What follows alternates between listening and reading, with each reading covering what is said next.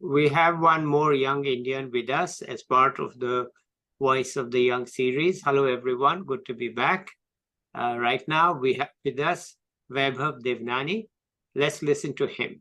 Over to you, Vaibhav. Hello, I'm Vaibhav. I'll introduce myself first. So I'm actually a student at Pilani. I was supposed to be in like my third year right now, but I'm actually on a gap year from Pilani. I took a gap year. So I am currently part of a cohort. It's Entrepreneur Forces cohort. So they are like a UK-based talent investing firm. So they make a cohort of like 30 people, 30 exceptional people they get from like the five IITs and BITS Pilani. So they make a cohort of 30 people, and then they ideate about problems of the world and which they want to solve, and they maybe make companies out of that. So right now, like I did 2 years in BITS. I started BITS in 21. I did 2 years there. Right now, I took a gap from there to like I moved to Bangalore. Right now, I've been like exploring some problems and like trying to solve them. So it works like that. So you work in pairs of two. Like it's about that. It's about building stuff, building for the future. So Wow, I had no idea that there's such a scheme that young people can be part of. It must be quite exciting, right? yeah, it's all like people of my age who have just graduated or like still in the final year of college. So, uh, it, so there like many exceptional companies have come out of it. So it's like a 3 month program. You work in pairs, you ideate around problems like which you have faced and your beliefs. So you work like you find someone who has like technical edges like which are complementary to you, and then try to create a company around that maybe. So and they like find give you a seed round of like $100,000 so you can create a company around that. So right now, like I was working on like energy efficiency. Like I saw you have also worked in that a lot, like energy consulting a lot. So like mainly like it was around like my hate around HVAC systems, like how they consume so much electricity when they could run much cooler, like without consuming a lot of electricity, and like how buildings don't utilize their electricity fully. Like there are like systems running at not their full potential, and like how it's so complex to like fully control them to get the maximum efficiency without losing on comfort. So I was exploring that problem with my friends, like, and it's like I saw it everywhere in like large buildings or like smaller buildings with like simple AC systems, and like how we probably need a better HVAC cooling solutions for the future because this climate change, it's like really ramping up. We are seeing heat waves in US because of because everyone uses air conditioner here. In India, like the air conditioner usage will go up like by 10 times in the next 20 years.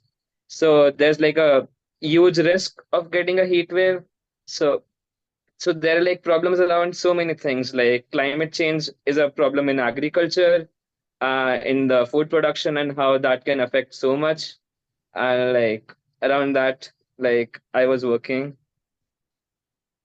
Yeah, well, I'm glad that you are doing it because the Hmm. demand for air conditioning will rise exponentially in India. Yeah. Hmm. We can't just simply say, listen, we have solar energy because we just cannot produce that much energy. We need to be much more efficient in our use. We do have Yeah. government programs for it, but Hmm. till we have technical solutions that are suited Hmm. to India, it's not Yeah. going to work. So tell us about some of the ideas that you have. Yeah. So they were like mostly around like government schemes have mostly been around like renewable energy adoption. They try to ram that up, but like that is not going to solve the problem of us consuming a lot of electricity. And like in US, we have been seeing renewable energy adoption. There's like energy trading. If you use renewable energy, you can trade those certificates. If you have to meet some guidelines, so if you don't meet them, you can just buy some certificates. Same happens in like carbon emissions too. If you are not meeting the guidelines, it's buying certificate and you're showing on paper we are like carbon neutral, we are energy efficient. So things like that. That is like not gonna solve for it in the long term. You have to adopt energy efficient solutions. And like that were my ideas around that. So mainly in like HVACs, they consume like 40 to 50% of the energy of a building. And this is they have like become so important in our lives to function. And like most of it is going into waste. Like there's cooling at places where people are not sitting. The chiller systems are operating at like their full power when they should not be. And the how our buildings are not optimized for ventilation, and how like so much more can be like evaporative cooling, how that has been like overlooked since a very long time, how that needs to be innovated in. So those are my ideas around Wait a that. second. Wait a second. Tell Yes, us yeah. about evaporative cooling. Oh, evaporative cooling is something I really like from like I would really like always.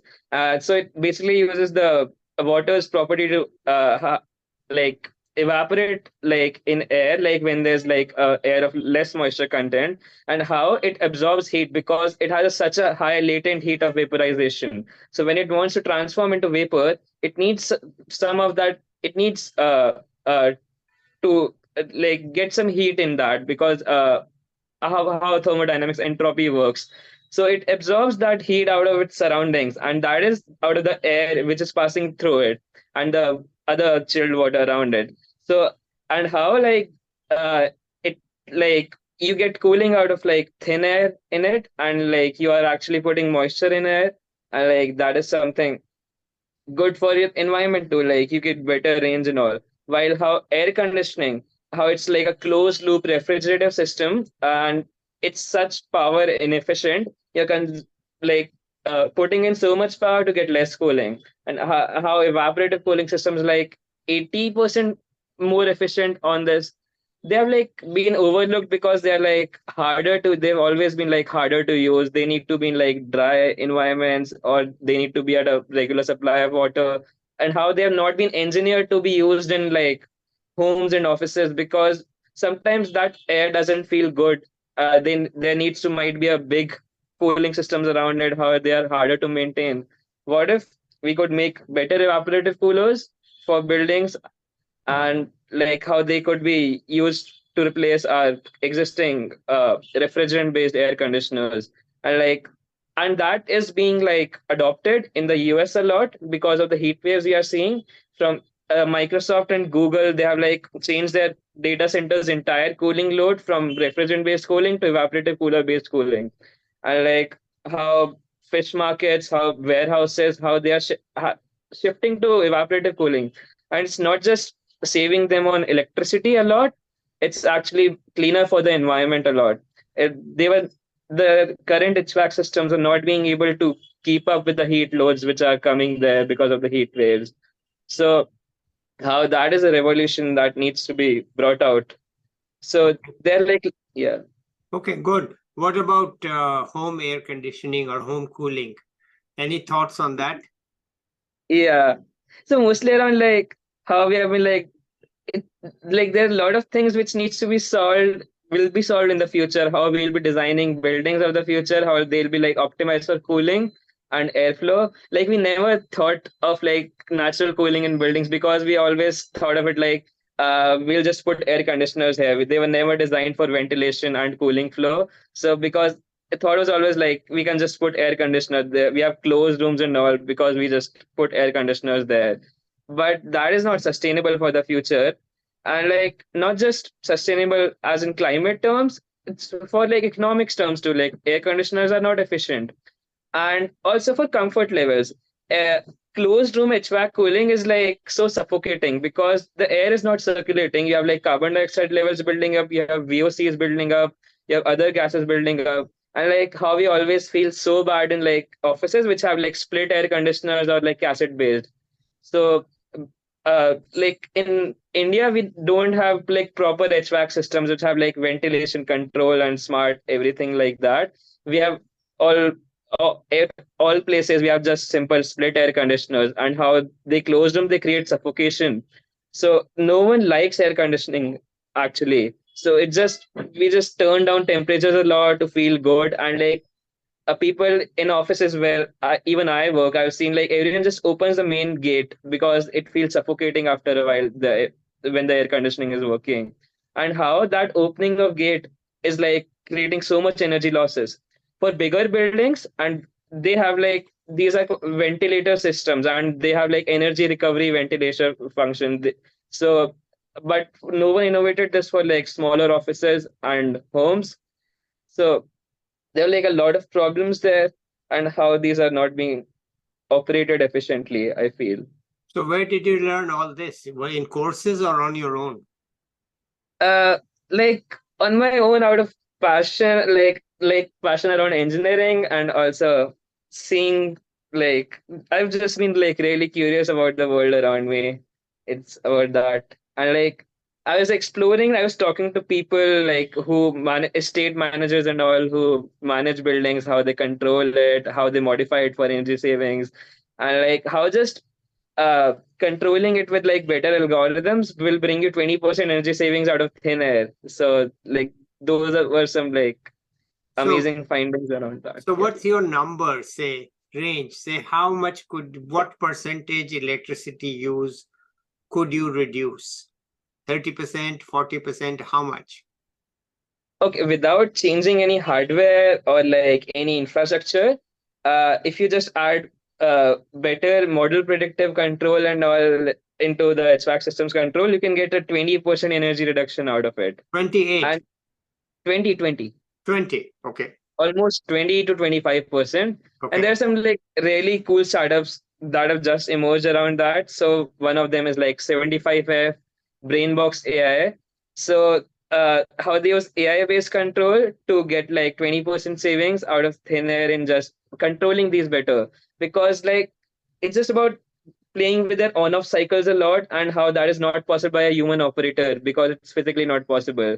So it's like if they don't have to run at full capacity, they can run at half capacity and then turn on and off, like playing with those cycles and like embracing complexity. Now we have data and computer based control and how that works. Yeah. So that was something like really innovative. Okay, that's retrofit.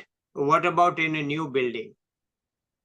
In a new building, uh, like in air conditioners, the companies which make them, hello, Yes, yes. they have Yeah, they have been innovating on there. Like we have better compressors, we have like inverter-based compressors, we have better power cycle-based compressors. So that is something which is innovating slowly. Like that will keep innovating. Or there's some like radical innovations happening, which buildings from the design level they are incorporating like beehive, like natural draft-based cooling, or they are using central HVAC systems which use a combination of evaporative and refrigerant based air conditioning, and how they use things like cooling towers, how they uh, it's called fresh air units with heat recovery, and like economizer, it's a apparatus which can solve it for like that.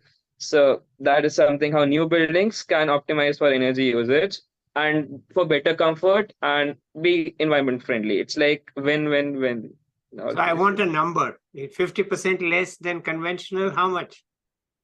Uh, Number, if you like want to make a, if you're making a new building, if you like uh, choose all the new stuff that's happening, you can get 80% energy savings, like as compared to a central building which uses these simple split ACs and all. Okay, 80%. All right. And And that is like a verified number that has no, been implemented a I'm not lot. Yeah. challenging your number. I'm Yeah, yeah. asking you what's the extra cost? Uh, Extra cost? No, the upfront capital remains the same. That is surprising, actually. Okay, it remains the same. Yeah. Okay. It's not. Are we making these components or parts in India already, or we are not? Uh, Not yet. In India, it has not been much worked upon. Like we are still using simple cassette and split-based air conditioners, and yeah. So in India, it's not being worked upon because also like because it's not much of a pain point right now in India because our energy costs are not tariffs are very low. So one thing is that so there's like not much incentive for people, and like it's not being much thought out in some of the newer buildings, like in the gift city which is being constructed in Noida. They are like choosing these techniques for their new buildings, and they are also adopting these systems called district cooling systems. So they like it's like a central chiller plant, which and like it's connected to buildings with like water pipelines. It circulates chilled water, and like that chilled water provides cooling. So it's like much more efficient if you do it at a central level. So they are like adopting that, and that's being done in India. So Okay. All right. It's very encouraging to hear all of this. yeah. And but when you go, are you planning to go back to BITS, or you might not? I don't know. Yeah. Okay, so it's an It's open also question. it's also like till next year I'm here. I'm like if I get something very cool and impactful to work at, I'll probably be doing that. And in bits also like we have like a zero attendance policy, which is like only college with it. So I can just like stay here, just go for my exams, and that's it. Like I can like it can work out too. So it's like that. Okay, what do your professors think of what you are doing? They're like Bits is like really encouraging of entrepreneurship. So that's why they started this gap year program last year only. So you can take a year off of your studies and still come back. I was like the first person to take that gap year in Bits too. So it's like, yeah. Well, it's very, very encouraging to hear this. Are you thinking of smaller towns also, or only large towns? Uh, I'm still thinking like because like climate change is getting so real, I'm worried like how people who can't afford air conditioners, how will they be dealing with it? How like the food supply chain will be dealing with it, how warehouses and all will be dealing with it. It's like a huge country-based problem. And it yeah, so I have some friends like I connected with a friend like she's like she made she just won the Lexus Innovator Award. She created these sun harvested cool rooms.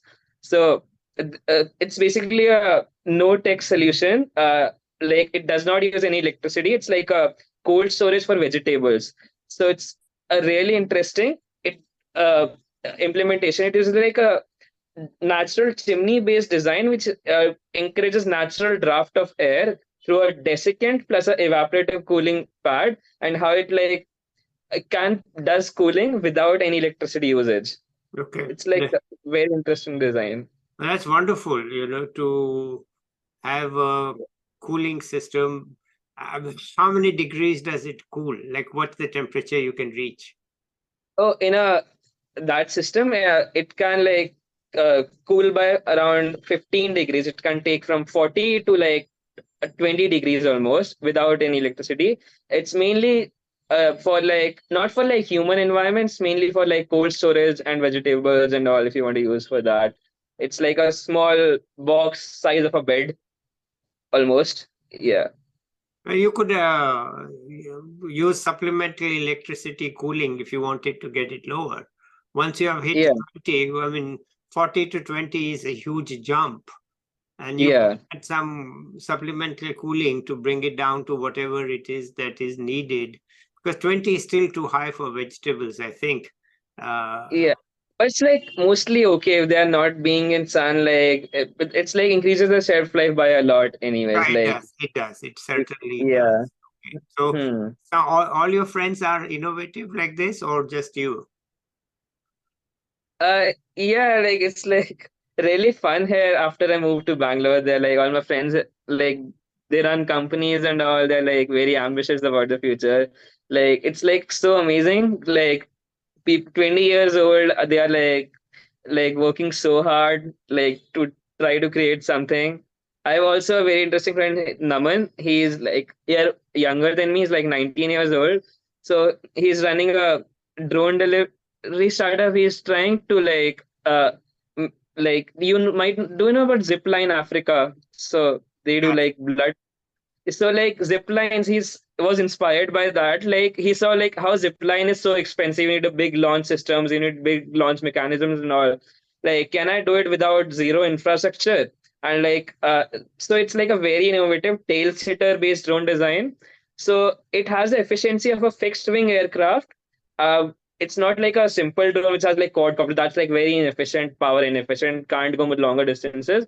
It's like a fixed wing aircraft. It launches vertically and then mid-air it can like like swap sides, and like how that's like so efficient, and like it mainly will be used for like medical deliveries for rural areas where it's like really hard to get by vehicles because they're like no infrastructure and it's like expensive to go by vehicles. So Yeah. that thing can go 100 kilometers for just like 20 rupees worth of costs. So what's the fuel? And huh? What is the fuel? Electricity. Oh, there's just Electricity. a battery charge. Yeah, it's battery operated. Yeah.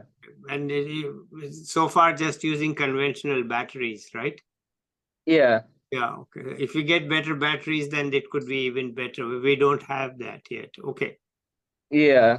Well, it's very exciting, I tell you, to hear you talk and tell us about all these developments and to know that young people are so interested and motivated. Anything else you want to add? Yeah. So that's like there are like a lot of people here in Bangalore, like they're just trying to do crazy stuff, and like how students they have like so much optimism around the world. So like they are the ones who try to tackle problems which are unsolved. It's like the promise of science and engineering which will change the world. So and it's like uh, you don't like building is like so good like build like how I wonder why many people don't do that like you, and it's like we live in such a age like if you want to build something cool like you can get investors so easily like there are people literally here in Bangalore they are like trying to fund give you funds like how Naman like he's like a 18 when he was like 18 years old he like raised a small check for like $40,000 and after that like for the drone he created. So to like scale that, after that like 6 months ago he raised like $2 million. So now it's like company is worth $10 million and like how it's working out, like something like that, or like yeah, like Okay. when I was in bits, I was like into like I was like really I want to build stuff. It was always like that. So I was like building CNC machines, like building like a heater system, building like a cheap spectroscope. So it was always about building stuff. So and like building air purifiers for cheaper. It's about that. So Okay, yeah. great. But tell us a bit before bits. Where were you? What were you doing? Let's hear that also. So before bits, I lived in Jaipur. I was in school. So, What school? it's Jayashree Periwal High School. Okay. Yeah, it's like actually a really famous school of India. So we have like it, it's like one of the best schools of Jaipur. People from there they go to the best colleges everywhere. So in BITS too, the most number of students from any single school is from my school. They're like yeah, all my friends like all the IITs and all. If you go anywhere, if I meet any random person in Bangalore, like who's in like a good college or something, I ask like where I'm from, Jaipur. Oh, did you go to JPHS by the way? The answer is like 90% time yes. Okay. Yeah, yeah. I was traveling after Diwali from home to Bangalore. So the guy who sat next to me, he was also traveling from Jaipur. I was like, where do you live in Jaipur? Like, where did you go to school? And all like same school. Like it happens a lot. Okay. All right. Wonderful. It's great to hear that Yeah. you went to a good school and they nurtured your talent, right? Or Yeah. you just did it on your own. How was it? The school helped you or you just did it on your own? I don't know. It was exciting. I had some good friends in school. I did not have much friends. When I was in school, I had like two or three friends max, and they were like also like me, like trying to do some stuff. We also like set up the robotics lab at school, like when I was in like seventh class, because I have been like I got acquainted to robotics and electronics very early, like by just playing around with stuff and all. So like I was the only one who used to do like robotics, will like do some like random stuff in school, like Hmm. show something at science exhibition. So when the like a robotics club got set up, so I was like leading that club and all. So like that was like it like showed robotics to everyone in school, like how like we organize science exhibitions and all. So like we did like a 3 month program there, like everyone for like our juniors, like taught them stuff how to like make like stuff. And so then we did a science exhibition at the end of the year. So like every year there are like 30-40 projects. So like something like someone created something simple like a solar based charger, or something someone created like a gas alert sensor, or someone created a like a like charging thing for a cycle. It's like simple stuff, but that got them started, excited about science and engineering a lot. Yeah. Okay, wonderful. Anything else you want to add? Yeah, that's what's happening. Like, was like how I used to do that. That's what like remained with me in bits about building stuff.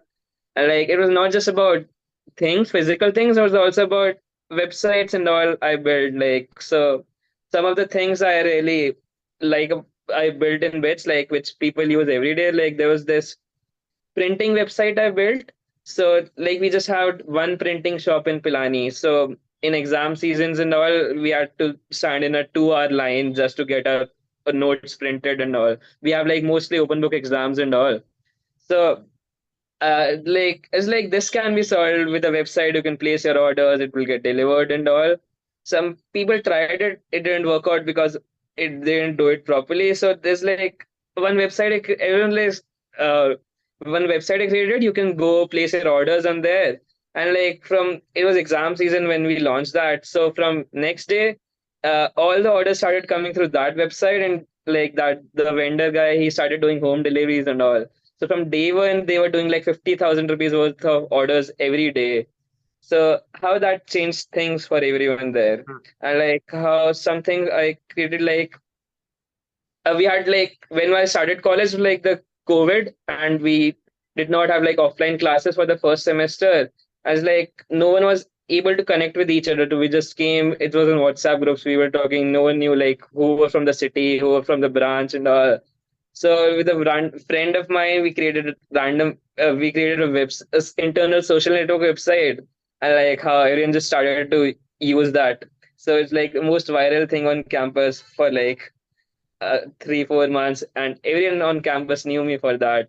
So I Okay. was like famous on campus for doing stuff. Yeah. Okay, great. Anything else you want to add? Yeah. So it's about that, like making stuff and building stuff about, yeah, invents. So it just uh me creating stuff, it like also motivate other people to build around stuff, and how that started a culture around that. And like it started with like simple stuff, and then we got to like more complex stuff too. Like we were creating stuff like cheap spectrometers and how that can be used for a lot of purposes. I created like a cheap waste oil burner stove, or something other research projects that started around. And like, yeah. Okay. Well, all I can say is that it's very, very impressive. Okay. And very thrilling actually to hear Hmm. that, you are actually doing things that make a difference and enjoying it too. It's not like you are Yeah. you are doing something that you hate, you are doing something that you love, and it's very Hmm. useful and productive. So let's end it here today. We will catch Yeah. up with you in a year to see what new Yeah. things you have created. And I also want Yeah. to talk to you a little bit offline. So let's end it here now. And thank you, Yeah. Vaibhav, for being here. Okay. Bye, everybody. I'll be back with another young person or an expert or a young expert like Vaibhav soon. Bye till then. Bye, everybody.